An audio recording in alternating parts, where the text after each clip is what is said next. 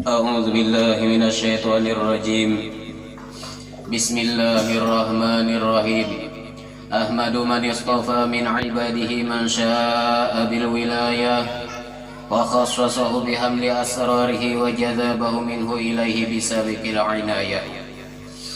وأشكره أن من علينا بالإيمان بما جاءت به الأنبياء والأولياء من أسراره الربانية، ووفقنا لمتابعة سنتهم الباهية السنية. وأصلي وأسلم على من سجد له الملك وهو في ظهر أبيه السوري، وعلى آله وصحبه وتابعهم في السبيل النور. Amma ba'du, kemudian daripada itu maka ini adalah sebahagian manaqib, yakni riwayat hidup guru sekumpul radhiyallahu anhu. Mudah-mudahan Allah Ta'ala menurunkan rahmat dan mengampuni serta meridai bagi orang yang membacanya dan orang-orang yang hadir mendengarkannya. Amin ya rabbal alamin. Guru sekumpul beliau adalah seorang yang sangat alim lagi mengamalkan ilmunya, seorang arif billah, seorang saleh yang tenggelam dalam mencintai Allah dan Rasulnya, seorang ulama besar yang menghimpun antara ilmu syariat, tariqat dan ilmu hakikat, seorang ulama yang dimasyhurkan oleh Allah di masanya. Ayahnya bernama Al-Hajj Abdul Ghani bin Abdul Manaf bin Muhammad Samman bin Muhammad Sa'ad bin Abdullah bin Mufti Khalid ibn Khalifah Hasanuddin bin Maulana Asy-Syaikh Muhammad Arsyad Al-Banjari radhiyallahu anhum. Ibunya bernama Al-Hajjah Masliyah bintu Haji Mulia bin Muhid radhiyallahu anhum. Beliau dilahirkan pada malam Arba' tanggal 27 Muharram 1361 Hijriah bersamaan dengan 11 Februari 1942 Miladiah di Kampung Tunggul Irang Seberang Martapura. Di waktu kecil beliau selalu berada di samping kedua orang tua dan nenek beliau yang bernama Salviah yang memeliharanya dengan penuh kasih sayang namun disiplin dalam pendidikan, sehingga di masa kanak-kanak beliau sudah mulai ditanamkan pendidikan ilmu tauhid dan akhlak oleh ayah dan nenek beliau sendiri serta belajar membaca Al-Quran. Dengan demikian guru pertama dalam bidang tauhid dan akhlak adalah ayah dan nenek beliau sendiri. Beliau seorang yang sangat bakti kepada kedua orang tua, sehingga sewaktu orang tuanya sakit 1 jam pun tidak pernah beliau memisahinya dan selalu berada di samping beliau merawat dan menjaganya dengan seksama. Beliau belajar mengaji Al-Quran dimulainya sejak berumur 5 tahun. Untuk memenuhi keperluan tersebut, orang tuanya meminta seorang guru yang bernama Guru Hasan untuk mengaji Al-Quran sehabis sholat maghrib berjamaah. Beliau berangkat ke rumah Guru Hasan yang tidak terlalu jauh dari rumahnya. Setiap kali berangkat mengaji, beliau selalu disuruh orang tuanya membawa 1 botol kecil minyak tanah untuk diberikan kepada Guru Hasan. Hal itu ditanamkan di hati beliau agar ia dapat menghargai jerih payah gurunya, yaitu setiap kebaikan harus dibalas dengan kebaikan pula. Dalam usia 6 tahun beliau sudah mulai belajar di madrasah di Jalan Keraton Tengah selama 2 tahun. Guru yang mengajari di madrasah tersebut bernama Guru Abdul Muiz dan Guru Muhammad Zaini Umar. Di madrasah ini diajarkan membaca dan menulis huruf Arab. Waktu belajarnya cuma 2 jam sehari, yang dimulai pukul 2 siang sampai selesai pukul 5 sore. Madrasah tersebut bernama Sekolah Islam Keraton Cabang Darussalam yang dikepalai oleh Tuan Guru Samman Mulia. Sekitar tahun 1950 Miladiah beliau mulai masuk sekolah di Madrasah Darussalam dan beliau lulus pada tahun 1961 Miladiah. Guru-guru beliau yang mengajari di Madrasah Darussalam di tingkat tahdhiri, Guru Sulaiman, Guru Al-Hajj Abdul Hamid Hussein, Guru Al-Hajj Mahalli Abdul Qadir, Guru Muhammad Zain dan Guru Al-Hajj Muhammad Rafi'i dan Guru Syahran. Di tingkat sana Al-Manawi, Guru Husin Dahlan, dan Guru Salman Yusuf, dan Guru Al-Hajj Anang Sya'rani Arif, Guru Al-Hajj Husin Qadri, dan Guru Al-Hajj Salim Ma'ruf, dan Guru Al-Hajj Salman Mulia, dan Guru Al-Hajj Salman Jalil radhiyallahu anhum. Guru-guru beliau di bidang Al-Quran dan Tajwid: Al-Alimul Fadil Al-Hajj Anang Sya'rani Arif, Al-Alimul Fadil Al-Hajj Nasrun Tahir, dan Al-Alimul Fadil Al-Hajj Aini Kandangan. Guru-guru beliau khusus di bidang ilmu tasawuf dan suluk: Al-Alimul Allamah Syekh Muhammad Sarwani Abdan, Al-Alimul Allamah Kiai Falak Bogor, dan Al-Alimul Allamah Sayyid Muhammad Amin Al-Qutbi. Setiap cabang ilmu yang dipelajari beliau selalu ditelusuri dengan sanad terutama dalam bidang fikih, hadis, wirid, dan tarekat. Beliau mengambil ijazah bai'atul tarekat Idrisiyah kepada Syekh Muhammad Sarwani Abdan Bagir, dan Syekh Muhammad bin Alwi Al-Hasani, dan Syekh Muhammad Yasin Al-Fadani, semuanya dengan sanad yang muttasil kepada Al-Imam Al-Qutub Sayyid Ahmad bin Idris Al-Hasani. Beliau juga mengambil ijazah bai'atul tariqah Al-Adarusiyah dan tariqah As-Samaniyah kepada Syekh Muhammad Sarwani Abdan Bagir dengan sanad yang muttasil kepada Al-Imam Abdullah Al-Adarus dan Syekh Muhammad bin Abdul Karim As-Samman Al-Madani radhiyallahu anhu. Dan beliau juga mengambil ijazah Dalailul Khairat dan Wardatul Madihil Mubarakah kepada Syekh Muhammad Salman Mulia dengan sanad yang muttasil kepada penyusun keduanya. Dan lagi di antara guru-guru beliau yang memberi ijazah sanad adalah Syekh Muhammad Amin Al-Qutbi, Syekh Hasan Masyad, dan Syekh Ismail Al-Yamani.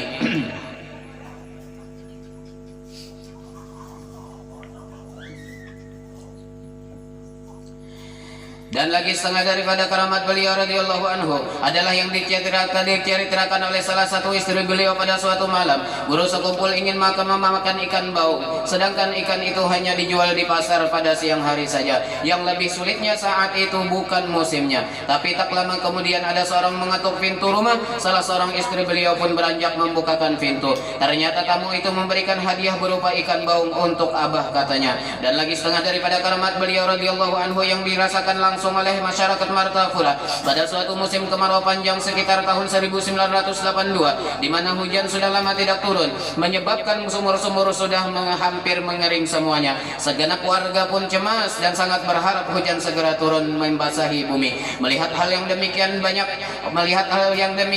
banyak orang yang datang kepada beliau memohon minta doa agar hujan segera turun. Kemudian lalu beliau keluar rumah dan menuju ke sebuah pohon pisang yang berada di dekat rumah beliau.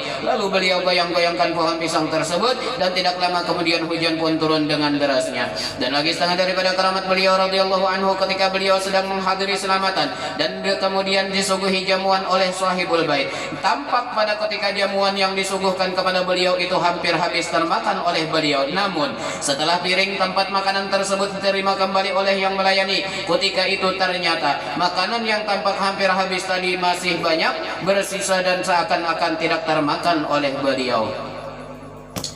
Dan lagi setengah daripada keramat beliau radhiyallahu anhu adalah banyak orang yang menderita sakit seperti batu ginjal, usus membusuk, anak yang tertelan paniti, orang yang sedang hamil dan bayinya jungkir dan meninggal di dalam perut ibunya, yang kesemuanya menurut keterangan dokter harus dioperasi. Namun keluarga mereka meminta doa dan pertolongan kepada Al-Alimul Allamah Al-Arif Billah Syekh Muhammad Zaini bin Abdul Ghani. Maka dengan air yang beliau berikan kesemuanya dapat tertolong dan sembuh tanpa operasi.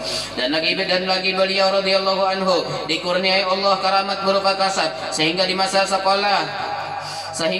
sekolahnya kadang beliau tahu terlebih dahulu soal-soal ujian yang akan diberikan. Dan lagi beliau orang yang bersifat istiqamah dalam menuntut ilmu, mengajar dan ibadah. Himmah yakni semangat beliau dalam menuntut ilmu sangat luar biasa. Pada suatu ketika di kampung Melayu terjadi banjir, padahal waktu itu guru sekumpul mau menuntut ilmu kepada Tuan Guru Haji Anang Sya'rani Arif kampung Melayu. Tapi guru sekumpul tetap pergi menuntut ilmu ke kampung Melayu walaupun badan beliau basah. Dan kalau guru sekumpul berniat pergi menuntut ilmu, maka saat di dalam perjalanannya itu siapapun yang meminta untuk mampir selalu ditolak dengan lemah lembut, dan beliau terus saja menuju kediaman guru yang akan didatanginya. Dalam hal mengajar mesti harus berbaring karena sakit yang melemahkan tubuhnya. Beliau tak menghentikan mencurahkan ilmunya kepada para jamaah yang selalu setia menantinya. Bila sudah masuk waktu pengajian, beliau pun siap di depan corong mikrofon menyampaikan ilmunya kepada puluhan ribu jamaah yang selalu setia. Semua itu beliau jalani dari usia 24 tahun sampai mendekati akhir hayatnya.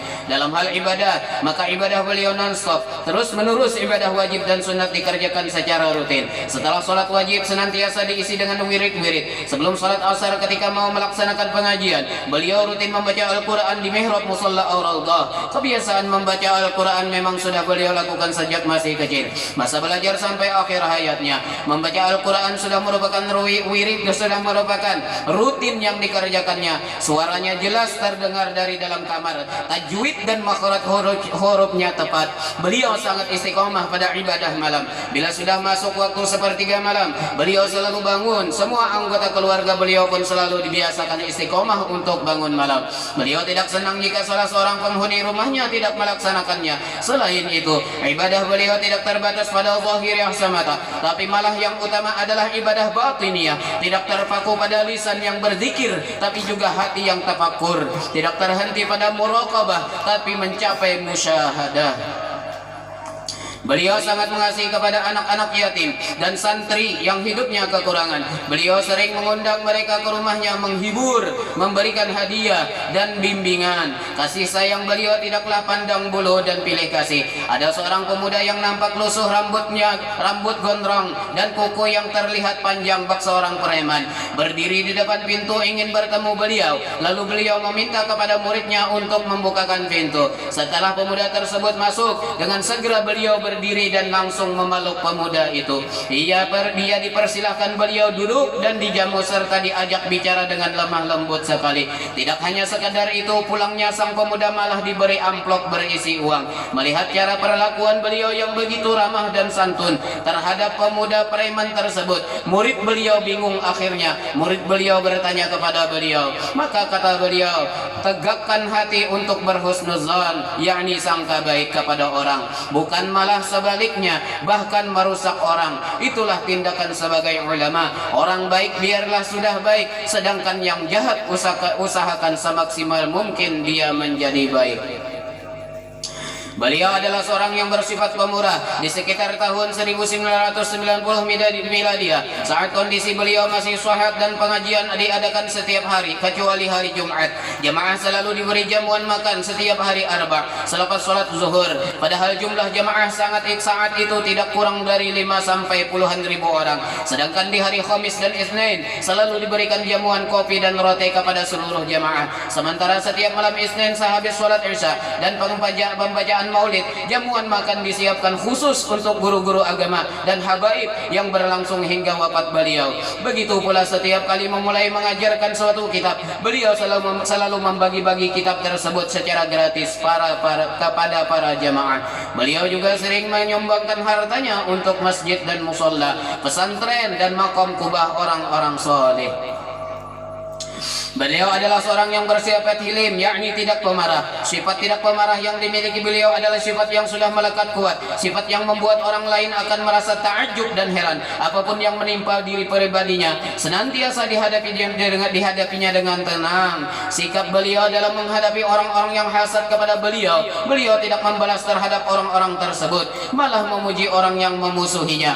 Perlakuannya lebih lemah lembut dari biasanya. Beliau adalah seorang yang bersifat sabar. Semakin dekat seseorang dengan Allah, semakin besar pula ujian yang diterimanya. Seperti bersabda Rasulullah sallallahu alaihi wasallam, "Idza ahabballahu 'abdan ibtalahu wa ashaddukum bala'an al-anbiya'u tsummal amsalu fal amsal." Yang artinya, apabila Allah mencintai akan hambanya, niscaya menguji Allah kepadanya. Yang paling besar ujiannya adalah para nabi, kemudian orang yang di bawahnya, kemudian yang di bawah mereka. Di masa sekolah beliau pernah dikeroyok dan dijadikan objek ejekan kawal-kawal sekolah. Di masa mengajar, berbagai fitnah keji kerap menyerangnya, dan rumah tangga pribadinya sendiri sering dijadikan gonjengan oleh orang-orang yang hasad dan dengki. Lebih dari itu, tentu saja kesabaran beliau jelas sekali tergambar kala menjalani hidup dan kehidupan di masa miskinnya.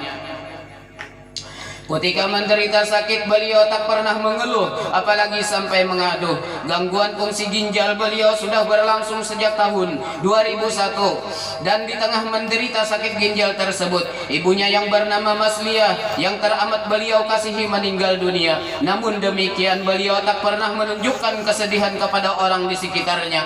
Beliau justru selalu menasihati dan menghibur keluarganya agar jangan menangis. Dalam satu pengajian beliau menjelaskan tentang sabar. Arti sabar tidak panas hati ketika tatkala mendapat ujian dari Allah, tidak marah hati ketika tatkala mendapat ujian dari Allah, dan mulut kita tidak mengadu-adu kepada makhluk Allah. Beliau orang yang bersifat tawadu, senantiasa bersifat rendah hati. Itulah mungkin salah satu yang membuat karisma beliau semakin memancar, karena sifat mulia yang satu ini akan membuat pemiliknya ditinggikan derajatnya oleh Allah Subhanahu wa taala.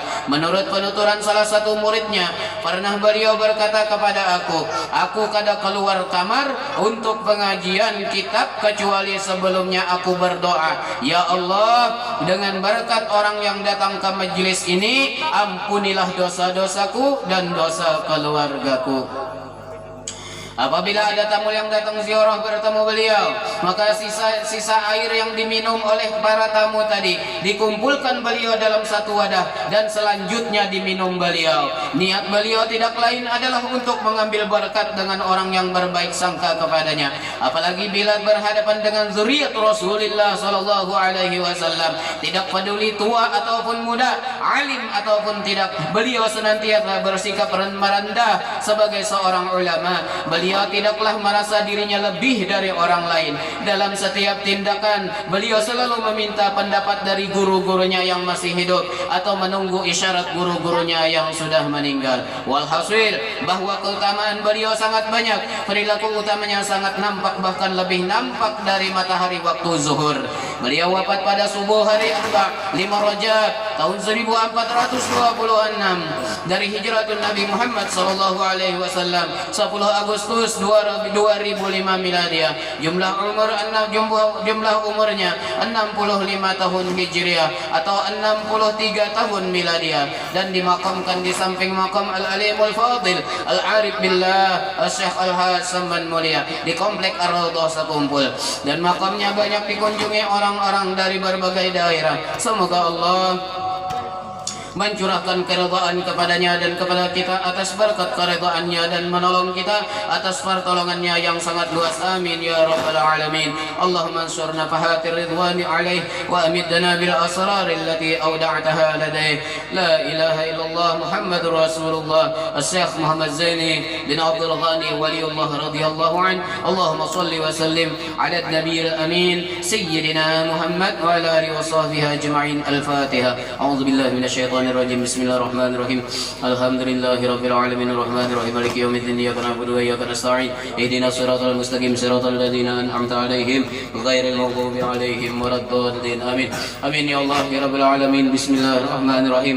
وحيث تشرفت الأسماء بذكر أخباره وبيان فضائله ونشر آثارها سنة منا أن نختم ذلك بالدعاء متوجهين إلى الله رب العالمين قاصرين مخلصين قائلين الحمد لله رب العالمين، والصلاة والسلام على أشرف المرسلين سيدنا محمد وعلى آله وصحبه أجمعين. اللهم كما مننت على شيخنا ومربي روحنا مولانا محمد زين بن عبد الغني رضي الله عنهم بتمام التصديق والإيمان بالإيمان بك وبنبيك سيدنا ومولانا محمد صلى الله عليه وسلم، فمن علينا بذلك يا قريم الإحسان، وكما تفضلت عليه بتعظيم حرمته وحفظ عهده وذمته ونصر حزبه ودعوته ومتابعة سبيله وسنته وتأييد كلماته وحجته، فتفضل علينا بذلك واكتب لنا من ذلك الحظ الأوفر والنصيب الأكبر، ووفقنا للاستمساك بسنته ولزوم ملته حتى نموت عليها، واشرنا في زمرته وتحت لوائه، واجعلنا من رفقائه، وأوردنا حوضه واسقنا بكاسه، وانفعنا بمحبته، وتب علينا وحفظنا من جميع البلاء والبلوى والفتن ما ظهر منها وما بطن، واغفر لنا ولجميع المؤمنين والمؤمنات والمسلمين والمسلمات الأحياء منهم والأموات. اللهم اشرح صدورنا بما شرحت به صدور الصالحين من عبادك، ويسر أمورنا بما يسرت به أمور الصالحين من عبادك وسدد ألسنتنا بما سددت به ألسنة الصالحين من عبادك واهدي قلوبنا بما هديت به قلوب الصالحين من عبادك بحق سيدنا محمد وآل سيدنا محمد وبحق مربي روحنا الشيخ محمد زين بن عبد الغني صاحب الكرامة والاستقامة ربنا آتنا في الدنيا حسنة وفي الآخرة حسنة وقنا عذاب النار ربنا تقبل منا إنك أنت السميع العليم وتب علينا إنك أنت التواب الرحيم وصلى الله على سيدنا محمد وعلى آله وصحبه وسلم سبحان ربك رب العزة عما يصفون وسلام على المرسلين والحمد لله رب العالمين.